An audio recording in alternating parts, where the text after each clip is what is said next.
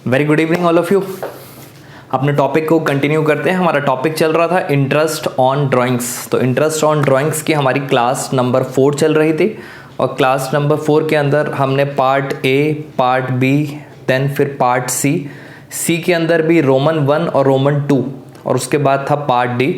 आज की क्लास होगी हमारी क्लास नंबर 4 और इंटरेस्ट ऑन ड्राइंग्स का हमारा पार्ट नंबर है ई। आज की क्लास में हम interest on drawings all together and कर देंगे।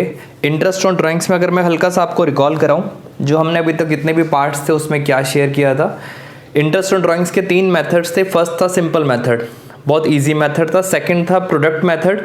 प्रोडक्ट मेथड में मैंने आपको मैथ्स की डेरिवेशन सिखाई थी और लास्ट में एक कंक्लूजन निकली थी कि हम 1/12 करते हैं। और उसके बाद जो हमारा थर्ड मेथड था shortcut method. But shortcut method के अंदर 2 एजम्पशंस थी।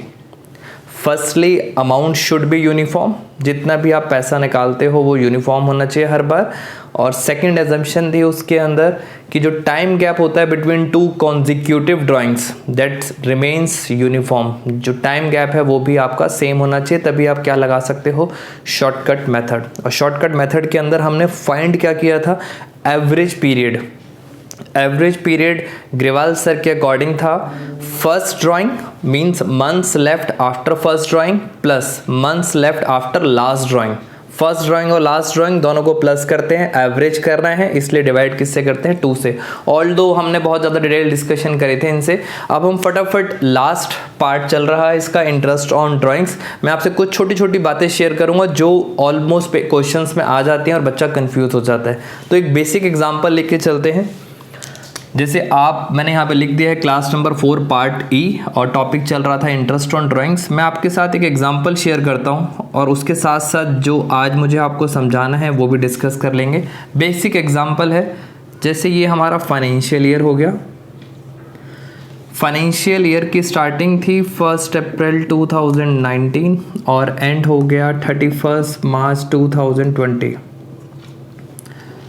सपोज यहाँ पे एक डेट आ गई 1 जून। 1 जून आपने 20,000 की क्या करी है, ड्राइंग्स। मैं सिंपल एग्जांपल ले रहा हूँ बिकॉज मुझे आपको कुछ समझाना है इसके अंदर। तो 20,000 और ड्राइंग्स आपकी हो गई 1 जून को 20,000। बस वो आपसे क्वेश्चन में कह रहे हैं कैलकुलेट इंटरेस्ट ऑन ड्राइंग्स। सिर्फ आईयूडी निकालना है और आईयूडी का उन्होंने रेट दे रखा है 12% पर एनम।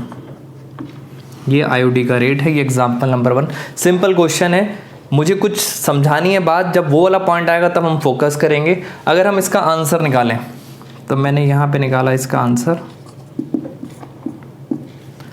मैं ये देखूंगा कि सर 1 जून को ड्राइंग्स करी है और उसने कितने मंथ्स इसको यूज़ करा, जो मैं आपको हमेशा सिंपल मेथड में बताता था कितने मंथ्स यूज़ करा। तो जून से अगर हम कैलकुलेट करें तो अप्रैल और मई छोड़ देते हैं, 2 महीने गए, यानी कितने मंथ्स बच गए, ये पीरियड बचा 10 मंथ्स का। तो मैं कैसे निकालता था, मैं निकालता था 20,000 और इंटरेस्ट का रेट था आपका 12% पर एनम और मैं मंथ्स कितने लिखता था, 12 मंथ्स होते हैं बट आपने कितने मंथ्स यूज़ करे, 10 मंथ्स। तो 10 मंथ्स का मैं आपको इंटरेस्ट निकाल देता था। इसको हम सॉल्व कर लेते हैं तो हमारे पास आईयूडी आ गई 2,000 रुपीज़। सिंपल एग्जाम्पल है, होप सो आपको क्लियर होगा, बहुत बेसिक एग्जाम्पल है। बट अगर हम एग्जाम्पल नंबर 2 लेते हैं, एग्जाम्पल नंबर 2 सब कुछ सेम है, सिर्फ एक छोटा सा चेंज करूंगा और उसी के लिए आज की हमारी वीडियो है। उस चेंज पे ज़रा ध्यान देना, मैं ब्लू मार्कर से आपको बताता हूँ। मैंने एग्जाम्पल नंबर 2 पे रेट लिखा 12% और आगे लिखा पर एनम। अब आप चेंजेस पे ध्यान दो, पर एनम नहीं है, बस ब्लू मार्कर पे ध्यान दें।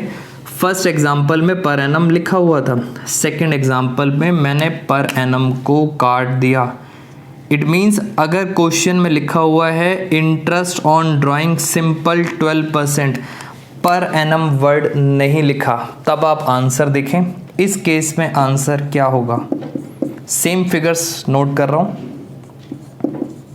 20,000 उसका आ गया 12% और कितने मंथ्स यूज़ किया था 10 मंथ्स। मैंने एज इट इज़ नोट कर दिया, पहले एग्जाम्पल और दूसरे एग्जाम्पल का सेम, बट फिर अगेन ब्लू मार्कर, मंथ्स आपको नहीं लेने, अगर पर एनम नहीं लिखा तो मंथ्स नहीं लेने। इट मीन्स अगर हम इस केस में एग्जाम्पल नंबर 2 का आंसर निकालें तो इसका आंसर आएगा IOD 2400। एग्जाम्पल 1 और एग्जाम्पल 2 में मैं कंक्लूड करता हूँ, सिंपल सी बात है, एक पर एनम जो वर्ड है, जब पर एनम लिखा होता है तो आप मंथ्स को कंसीडर करते हो। आपने मंथ्स निकाले और उनको कंसीडर भी किया while calculating IOD, because per annum लिखा था।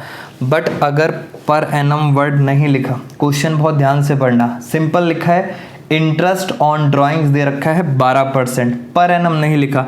अगर पर एनम नहीं लिखा तो आप कभी भी मंथ्स को कंसीडर नहीं करोगे। इट मीन्स इस 10 महीने का कोई यूज़ ही नहीं है, सीधा 20,000 पे 12% लगा देंगे 2400।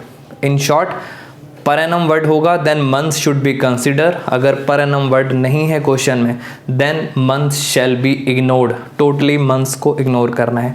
तो ये मेरा एक वर्ड आ गया पर एनम। एक और पॉइंट डिस्कस करना था, वो भी इसी वीडियो के थ्रू आपसे डिस्कस करता हूँ। मैं फटाफट ज़रा इसको रब कर देता हूँ। ये पर एनम वर्ड वाले हमेशा बात ध्यान रखना आप। जो सेकंड है, ये आपका पहला एक पॉइंट आ गया पर एनम वाला। अब एक सेकंड पॉइंट आपके साथ डिस्कस कर लेते हैं। सेकंड पॉइंट में ये है, मैं यहाँ पे स्टार डालता हूँ सेकंड पॉइंट के लिए। स्टार ये कहता है if date of drawings, if date of drawings is not given, अगर डेट आपको नहीं गिवन क्वेश्चन में, then we shall assume in the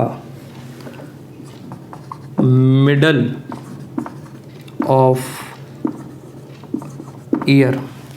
बहुत इंपॉर्टेंट बात, क्वेश्चन में अगर आपको डेट ऑफ ड्राइंग्स नहीं गिवन तो आपने क्या एज्यूम करना है? आपने एज्यूम करना है middle of the year. Normally आपको मंथ्स बता देते हैं कि 1 जून को आपने कुछ अमाउंट ड्रॉ करा, या 31 दिसंबर को करा, 15 मार्च को करा, 16 फरवरी, whatever the dates given होती हैं और आप उसके अकॉर्डिंग देखते हो कितने मंथ्स यूज़ करा। बट यहाँ क्वेश्चन ये है, अगर डेट ही नहीं गिवन, पता ही नहीं चल रहा आपको, डेट इज़ नॉट गिवन, तो हम क्या एज्यूम करते हैं, क्या मानना है? मिडल ऑफ द ईयर, यानी पूरे साल के मिडल में। मिडल का मतलब होता है जैसे 12 महीने हैं, 12 महीने हैं तो मिडल का मतलब क्या हुआ? 12 में से 6 मंथ्स होता है मिडल बाई, तो आपको क्या लेके चलना है? 6/12। तो दो छोटी छोटी बातें आपने हमेशा क्वेश्चन में ध्यान देना है, क्या पर एनम वर्ड लिखा है कि नहीं लिखा, एक अलग पॉइंट। सेकंड स्टार, क्या डेट गिवन है कि नहीं गिवन। अगर डेट नहीं गिवन तो हमेशा क्या मानेंगे? Middle of the year. जैसे एक एग्जाम्पल भी यहाँ लिख देता हूँ, एग्जाम्पल नंबर हो गया हमारा 3rd। लिखा हुआ है कि mister G withdrew ₹1 lakh for his personal purpose, but लिखा है आगे ड्यूरिंग द ईयर। आप इस वर्ड को समझें, मिस्टर जी एक पार्टनर है, उसने कुछ पैसे निकाले हैं ड्राइंग्स, कितने पैसे निकाले? 1 लाख। बट इंपॉर्टेंट चीज़ क्या लिखा है? ड्यूरिंग द ईयर, साल के बीच में, साल में निकाले हैं, एग्जैक्ट डेट नहीं पता। और interest on drawings, interest on drawings दे रखा है आपको, मान लेते हैं 10% पर एनम। अब सर क्वेश्चन ये है, डेट आपको नहीं पता। अगर डेट नहीं पता तो हम क्या एज्यूम करते हैं? Middle of the year. तो मैं अगर इसका आंसर निकालूं IOD, तो मैं क्या लिखूंगा? 1 लाख। रेट कितना दे रखा है 10% पर एनम लिखा हुआ था, यानी मंथ्स को देखना है। मंथ्स दिए नहीं तो हमेशा क्या एज्यूम करते हैं, डेट नहीं गिवन तो middle of the year. Middle of the year means 6/12। तो इसको हम जैसे ही सॉल्व करेंगे हमारा आंसर आ जाएगा 5000। ये दो जो स्टार थे पर एनम और मंथ्स वाले, ये ज़रूर पेपर में आते हैं कंफ्यूज करने के लिए। सिंपल क्वेश्चन है, आईओडी कोई भी कैलकुलेट कर लेगा, बट ये सिली मिस्टेक्स हो जाती हैं। ड्यूरिंग द ईयर, डेट नहीं गिवन, याद रखना मिडल लेना है 6/12। एक छोटा सा पॉइंट फटाफट डिस्कस कर लेता हूँ इसी को एंड में। सर ये 6/12 क्यों लिया? बिकॉज यहाँ पे डेट नहीं पता थी, और डेट नहीं पता थी तो हम क्या एज्यूम करते हैं, मिडल।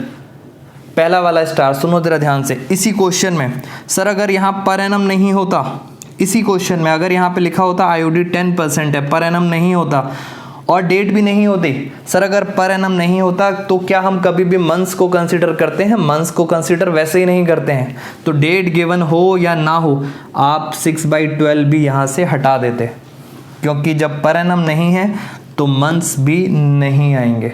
तो दोनों चीज़ें मिक्स होके भी आ सकती हैं, दोनों स्टार्स अलग अलग भी आ सकते हैं।